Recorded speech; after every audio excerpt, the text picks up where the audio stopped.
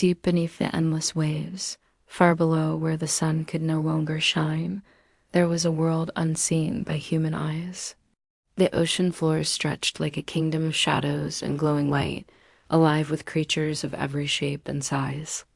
Majestic whales glided like giants through the depths, dolphins spun and leapt with endless joy, and schools of fish shimmered like living jewels, painting the water in every color of the rainbow. Here, in the heart of the sea, lay a hidden empire, a kingdom where the sea people lived in harmony with the ocean's wonders. Their home was a grand palace carved of coral and pearl, with towers that sparkled even in the dimmest light. Ruling this vast realm was the king of the seas. He was a wise and powerful monarch who commanded respect not only from his people, but also from the creatures of the ocean itself. The king lived in the palace with his aged mother, who still offered him wisdom, and his 6 daughters, each of them radiant and graceful. They were the pride of his kingdom, and he loved them more than anything. But despite his deep love, the king carried a fear that weighed heavy on his heart, the fear of humans. To him, humans were dangerous beings who destroyed the beauty of the seas. For this reason, he had set a strict rule. None of his daughters could rise to the surface until they were grown and crowned. The world above, he believed, was full of greed, carelessness, and sorrow. "Father," asked the youngest of his daughters one evening, "why are the humans so wicked?" The king's deep voice echoed through the throne hall. "Because they poison our waters, they kill without thought, and they bring ruin wherever they go. That is why we must stay safe below the waves." The youngest princess, the Little Mermaid, listened silently, but her heart remained restless. She was unlike her sisters. Her spirit was curious, her imagination wild, and she longed to know the world beyond the sea. Her grandmother often tried to calm her. "Child, you must wait until your crown is earned. Then, and only then, may you rise to see the sky." But waiting was the hardest thing for the Little Mermaid. She listened eagerly when her older sisters returned from the surface, describing glowing sunsets, sparkling stars, and strange ships that floated across the waves. The more she heard, the more she longed to see it herself. Her heart ached with questions, and no answer seemed enough. She dreamed of breathing air, feeling warmth from the sun, and seeing humans with her own eyes. One day, as her sisters swam away toward the surface once again, the Little Mermaid's longing became unbearable. She decided she would no longer wait for permission. She swam quickly to her closest companions, a cheerful dolphin who had always been her playmate, and Himram, the enormous blue whale, wise and kind. "Himram," she whispered eagerly, "I want to see the surface. Please help me." The dolphin gasped. "What are you saying? Your father would never allow it. He'll be furious if he finds out." The whale's voice rumbled like distant thunder. "The gates are guarded. You know the king's law. If you leave, there will be no hiding it." "But my heart won't let me stay," she begged. "I have to know what lies above. Just once, please, take me there." Himram studied her for a long moment. He knew the danger. Yet he also knew her spirit would never rest until she followed her dream. Finally he sighed. "Very well, child. I will help you." Together, the whale, the dolphin, and the Little Mermaid swam toward the great gates of the deep-sea kingdom. When the guards saw mighty Himram approach, they bowed respectfully and opened the gates wide. None noticed the secret he carried within. For hidden safely inside his enormous mouth was the Little Mermaid, her heart beating with wild excitement. Once they had traveled far enough, Himram opened his jaws and gently released her. For the first time, she was free to swim beyond the kingdom's walls. "Go carefully," he warned. "And remember, do not let the humans see you."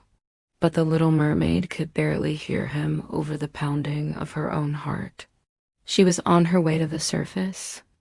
She swam upward, faster and faster, her tail slicing through the water, and then at last she broke through. The cool sea breeze touched her face. The endless blue sky stretched above her. Clouds floated like ships in the air, and sunlight danced upon the waves. "It's more beautiful than I ever imagined," she breathed, tears glimmering in her eyes. The little mermaid drifted on the surface, marveling at every sight. Seagulls soared overhead, their cries sharp and joyous, while the salty wind played with her long flowing hair.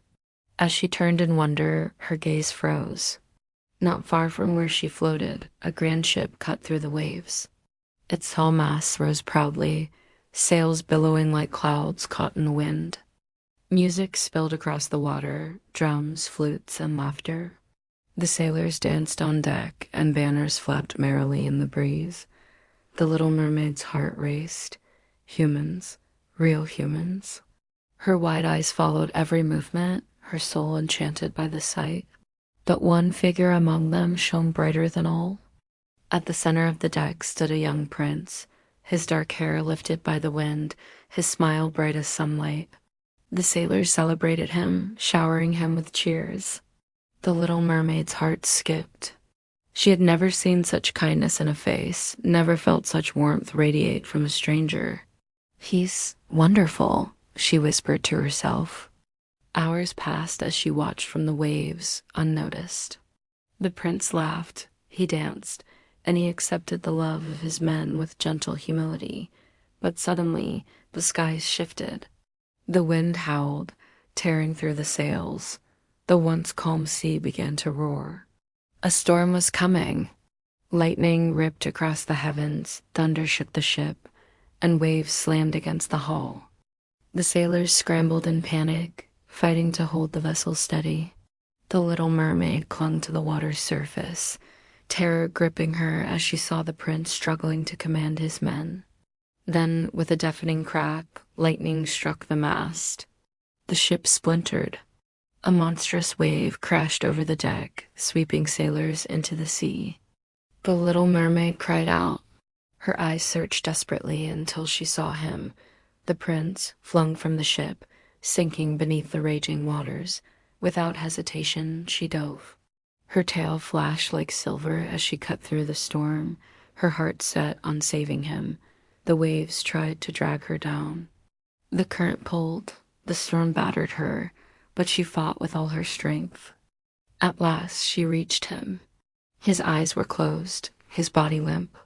She wrapped her arms around him and pushed upward with all the power in her tail. The storm raged on, but she would not let go. Inch by inch, she carried him toward the faint glow of dawn on the horizon. Finally, the sea calmed. The sun rose, casting gold upon the waves. With aching arms, the little mermaid pulled the prince to the shore. She laid him gently on the sand, brushing the wet hair from his face. "Please, open your eyes," she whispered. For a moment, he stirred and her heart leapt. His lips moved, as though searching for words. But before he could speak, voices echoed in the distance. The little mermaid panicked. On the path above, maidens from a nearby temple approached, their hands carrying water and cloth. The little mermaid's heart twisted. She could not be seen. If the humans discovered her, they might take her prisoner, or worse. Reluctantly, she slipped back into the waves, hiding among the rocks. The maidens reached the prince. They lifted him, fanned his face, and at last his eyes fluttered open. He smiled faintly at them, his first sight on waking, and the little mermaid's heart shattered. She watched from the sea as he was led away, believing the maidens had saved him. He would never know the truth. Tears mixed with the salt of the ocean. "I saved him," she whispered to the waves, "but he will never remember me." From that moment on, her soul was restless. The prince haunted her every thought. Back in the underwater kingdom, her sisters noticed her silence. She no longer sang with joy, no longer laughed in their games. "Tell us, sister," one asked gently, "what troubles you so deeply?" The little mermaid only shook her head. But at night, she swam alone to the surface, gazing toward the shore where the prince's castle stood. She longed not only to see him again, but to be part of his world, to walk beside him on the sand, to speak with him, to know his heart.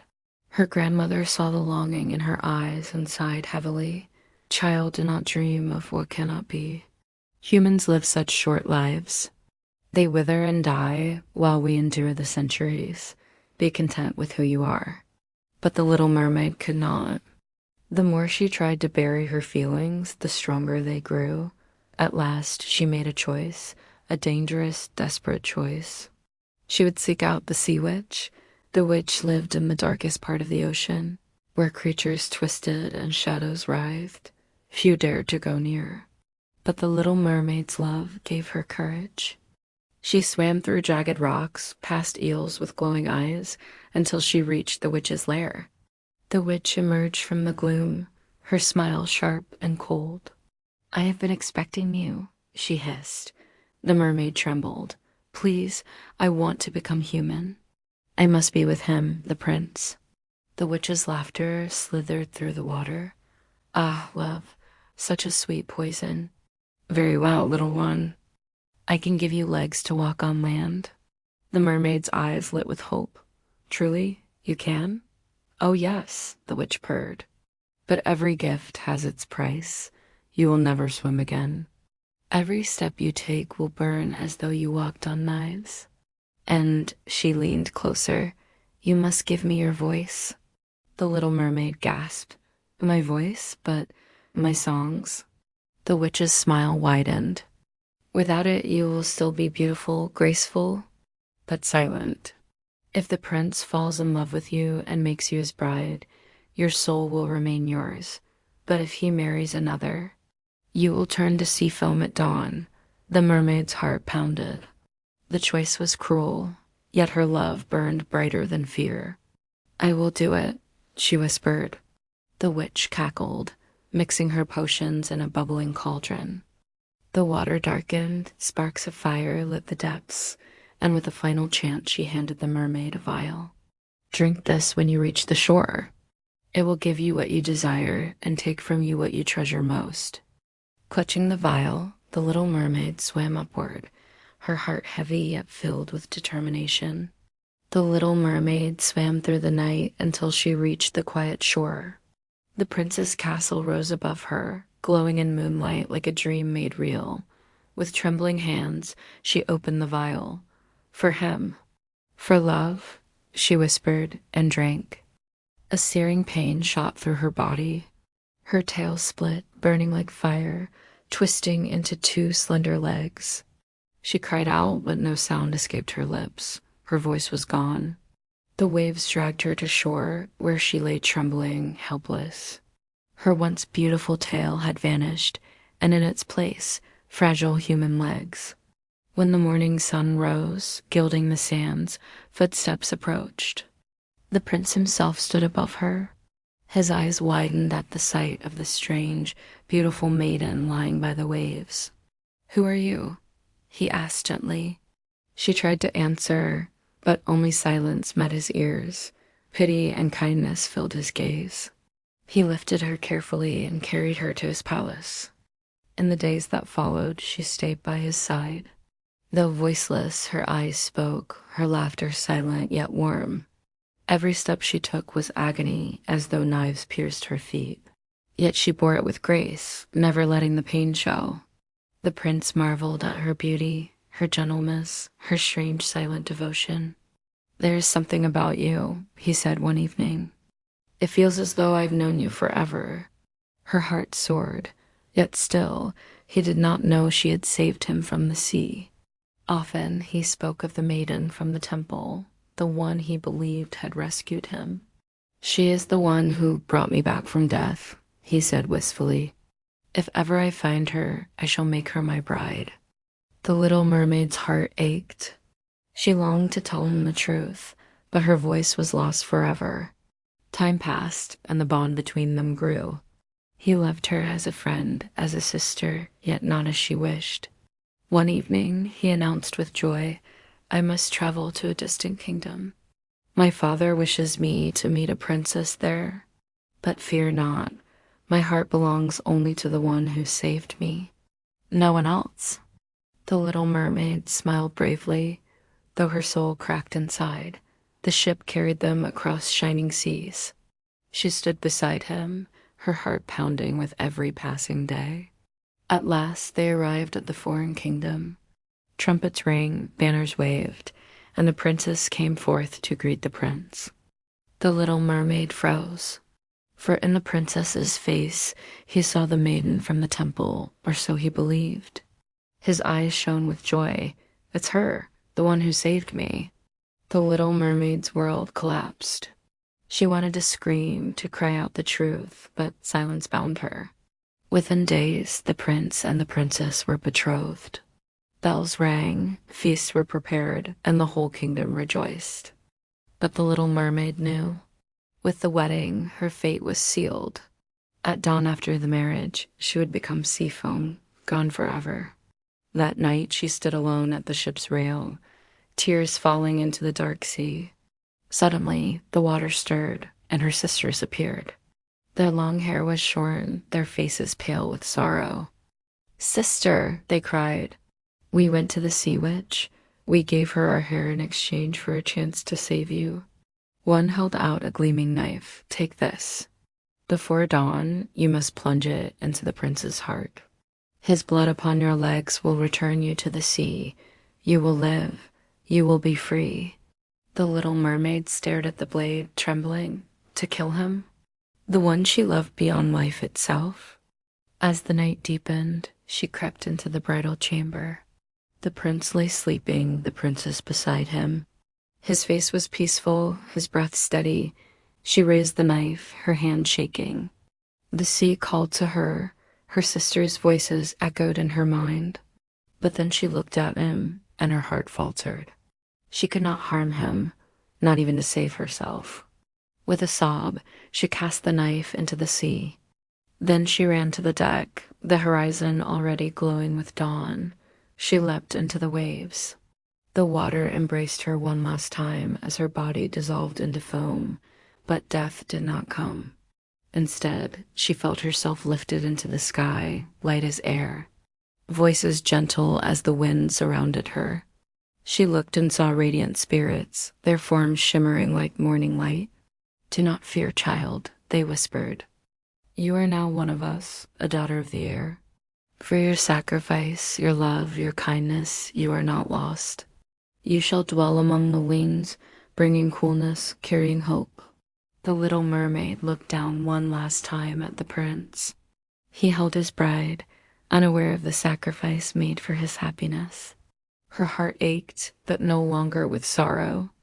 She had chosen love over life, and in that choice found freedom. Rising higher into the sky, she whispered a blessing over the sleeping world below.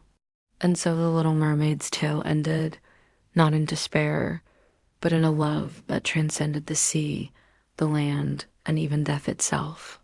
For sometimes true love is not about possession, but about sacrifice and the courage to let go.